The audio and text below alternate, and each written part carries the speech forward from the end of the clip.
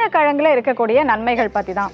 பொதுவாகவே கிழங்கு வகைகள் அப்படின்னு சொல்லும்போது அது உடலுக்கு வந்து கேடு விளைவிக்கும், இல்லாட்டி வந்து நம்மளோட சர்க்கரையோட அளவை கூட்டிடும், இல்லாட்டி வந்து இந்த கேஸ்ட்ரிக் இஷ்யூஸ் காஸ் பண்ணுங்கிற பயத்திலே வந்து நிறைய நேரம் இந்த கிழங்கு வகைகள் நம்ம அவாய்ட் பண்ணிடுவோம். பட் ஹெல்த்தி அடல்ட்ஸ் வந்து அதை பற்றி பயந்துக்க தேவை கிடையாது. இதுலேயுமே நிறைய விதமான எசென்ஷியல் நியூட்ரியன்ஸ் இருக்குது. குறிப்பாக பார்த்தீங்கன்னா இந்த magnesium, selenium, zinc, potassium, phosphorus, இந்த மாதிரி நிறைய நியூட்ரியன்ஸ் இதில் இருக்குது. அண்ட் கிழங்கு அப்படின்னு சொல்லும்போது ஜென்ரலாக அதில் கார்போஹைட்ரேட்ஸ் அதிகமாக இருக்கும்.